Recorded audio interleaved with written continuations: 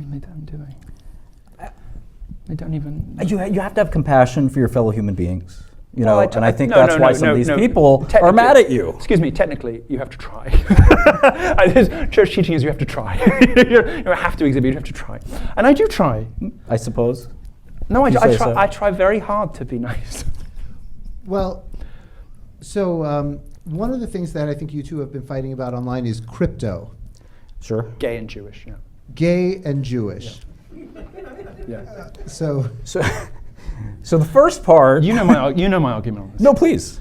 Well, then you see, he knows far more about the subject. So there's opportunity for you to demolish me like Ben Shapiro would, apparently. I mean, that's the gold standard. Yeah. Okay. If that's your aspiration in life, I feel the joint really has changed you. No, I. I was like, I went I look up to the Parthenon. No, I went into jail, master of all I survey. Sort of Hillary Clinton's hair in my closet, and I come out wanting to be Ben Shapiro. gay and Jewish. As popes, thank you. You had me for a minute. They're the same thing, but when popes have written about this, the source of value in the economy is human labor, and anything that does not come from human labor is in some sense either morally or fiscally illegitimate. So Christian teaching goes anyway, and so usurious practices, compound interest. These are not let's say they're not desirable ways to make money. They're not things that are noble and inspiring ways to make money. And where there is something that transmits value, it ought to be a medium of exchange and not a store of value, because your responsibility as a Christian and as a good person is to, if you make a lot of money, is to build things, employ people, build an empire, invest in new other businesses, rather than like a dragon, these people, sort of sitting on a hoard, of the desolation of Smaug, sitting on a giant hoard of gold. That's a store of value and not a medium of exchange. And crypto is a very bad medium of exchange, appalling, and produces unearned income, which is immoral and usurious and gay and Jewish. There you go. Yeah, I mean, there's a lot to be said for morally everything repugnant. but maybe the last two. But no, I think that the moral side of it, I mean, you're basically making an anti-capitalist argument. Not really. It's not anti-capitalist to say that value in the economy is created by people and what people do. But it accrues to owners who are capital, not labor. Who have a responsibility to reinvest and to continue to transmit that value around, to circulate it and for it to grow in that way, rather than to hoard and to have their wealth grow through unearned, mystical or wicked things. So does Bill Gates earn what he's built? No, of course not. Of course not. But this is precisely the point, because there's a whole other subject, because he's just a tremendously evil person. But Elon Musk, or why? Okay, so I don't think he's evil at all. Musk is there thanks to the largesse of the American taxpayer. Whoever you want to pick. If you see those newspapers, I think Jeffrey Epstein. There's European newspapers. You'll sometimes see welfare queen. It's a woman with 7 children, and she's living in this luxurious mansion. She lives entirely on welfare. Elon Musk is like America's welfare queen. None of his businesses are plausible, possible, or solvent without enormous tax breaks, massive government contracts. I mean, he's the greatest recipient of American taxpayer largesse in history, include all the way back to the Rockefellers and the railways. Just everything. I mean, everything. Not to say that's necessarily a terrible thing, but some of what he's. I mean, this myth about space is just silly. But Zuckerberg or somebody, pick a rich, famous, successful person. Did they earn They did almost nothing, in terms of labor. And after a while, that separates even more. So that, say, the Walton family, who just inherited the biggest, retailer in the world, that family hasn't worked at all. Their generation families haven't. Right, but nobody's saying that inheritance is wrong. You can enjoy the wealth that comes from value created by your predecessors, but if the wealth is enlarging or being solely or predominantly sustained by things that hurt people, like compound interest, or things that are unearned, like weird usurious crypto, Yeah, I mean, that's tomfoolery and nonsense. Mystical spell casting with algorithms. That this is morally. It is undesirable. It's a little bit like Sharia law. Don't you find it undesirable? I don't. I think we have to have loans, for example. Right, but the interest does not have to be compound. I mean, there's an extra, and there's no problem with a fee in the form of like a structured interest, but it's interest on interest where it becomes immoral and excessive. And that's where these things kick in. The person who really agreed with you on that was President Barack Obama, one of our greatest presidents. Oh dear. And he believed that payday lending was actually a terrible thing because it took advantage of one of your favorite communities, the black community, who would see Montel Williams on TV and say, I need to borrow $1,000. And I don't think it was Montel Williams they were looking at. No, he was the spokesperson for one of the top guys. No, you did. You're right. And because that's kind of like that's the black guy in the cashmere sweater that you can trust versus the rappers who don't really have your interest, but you are still buying the shit the rappers have just from Montel. So I need to borrow $1,000 at 35% interest. Fine, but tomorrow. I mean, Trump has made some similar noises in that regard because they exist in similar social universes. Why can't it be Darwinian? Why can't it be if you're stupid enough to buy a 30% loan, then you deserve? Because as a more intelligent or a more well-connected, or dare I say, you have a responsibility. In the same way that we have a responsibility to the natural world, you have a responsibility to stupid people, to take care of them. You have the responsibility not to abuse and... It sounds like a Democrat. Well, maybe not Democrat today, but maybe a Democrat 50 years ago. Sure, okay, fine. I don't take that as offensive. Trump sounds like a Democrat all the time. He sounds exactly like a Democrat from 20 years ago. So give me a break. I think you have a responsibility not to exploit and abuse people who don't have the tools or the knowledge or the ability to protect themselves. Is it a personal responsibility? Yes, of course. Of course. No, it's a moral responsibility. Where does it step where it's a government responsibility? Well, the government is there to ensure that an orderly, safe and healthy, flourishing and sustainable society, which includes protecting some of the weakest people from some of the most wicked, and includes protecting the natural or indeed artificial borders of the nation. It includes all kinds of things. I mean, the government's business is not like to invent new stuff to do. That's just something that Western governments do now because the society is so sophisticated that everybody's now bored and finding stuff to do. Who is ruling us, right? But a government's job is caretaking. They are there to protect and to perpetuate.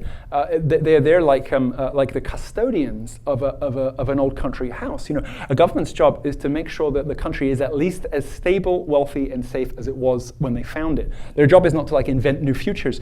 So yes, precisely, it's the government's job to make sure that the most vulnerable in society are not exploited and abused by wicked, immoral, rapacious people and companies. Really interesting angle on that, if I may, and I'm very anti-government in almost every form, but when Facebook and Google set up their products and they're free, Instagram, TikTok, all these companies, they set up these free products, one of the things I can't help but think about, obviously from a business perspective, it's genius, but it's not free. It's somehow they're making a lot of money. It's not, and the way that you know that government should have stepped in earlier is when you hear about things like relentless A/B testing about the placement of pixels to make people click on more ads, even though they're getting a free search service. That's when you know something's not quite. What Vegas does with slot machines. Right. That's when you know something's not quite right because people are being acted upon in a way that they are not consciously able to mitigate. Exactly.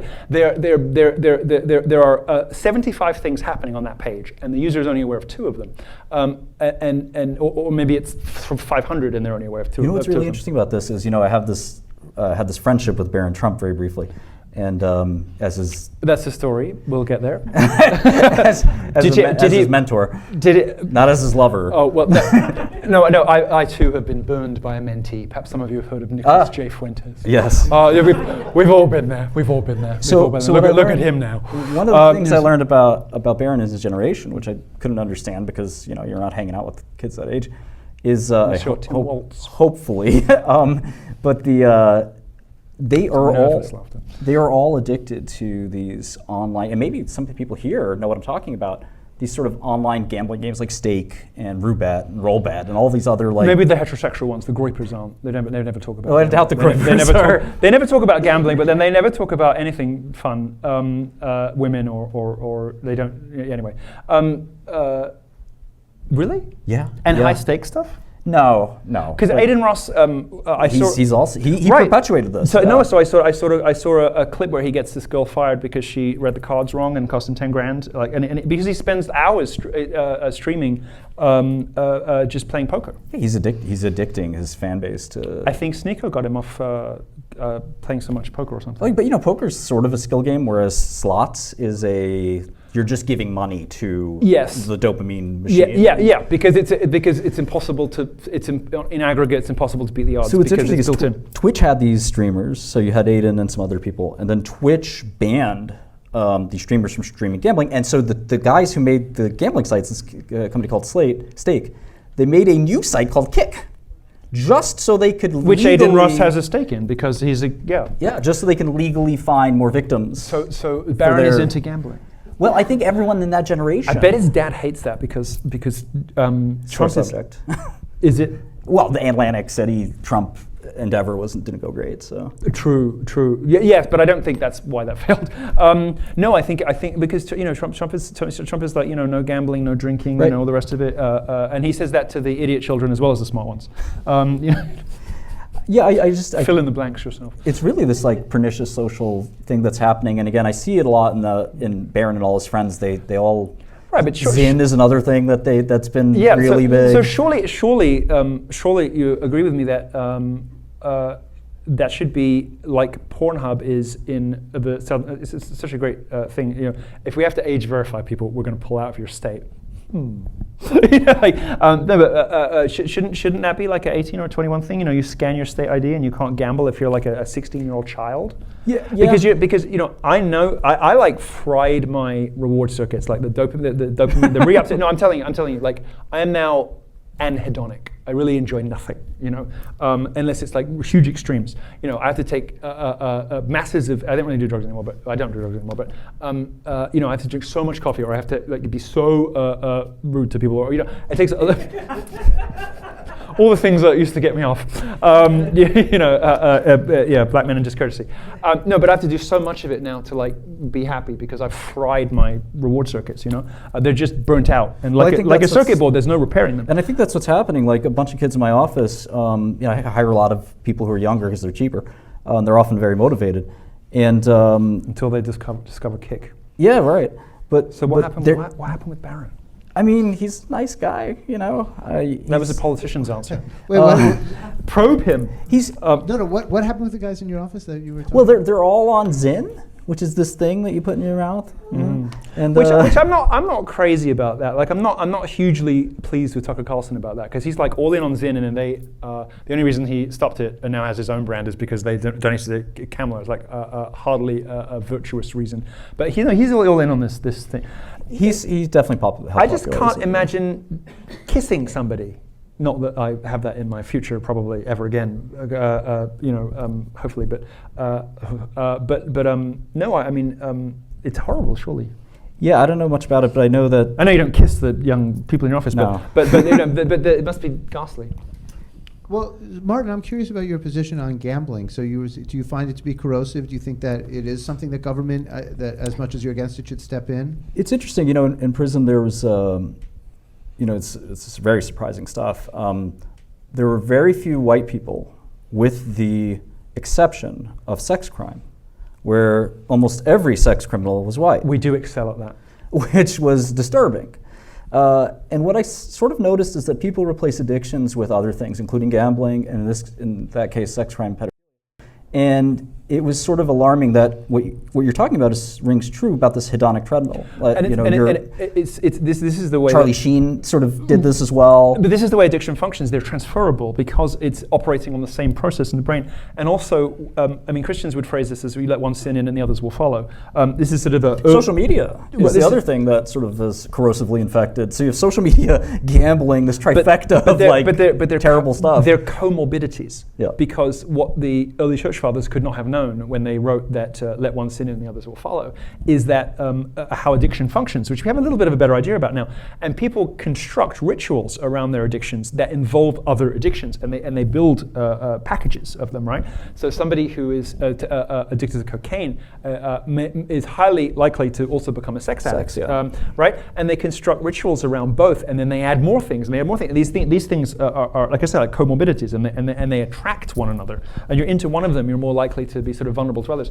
This is precisely why I was right about government.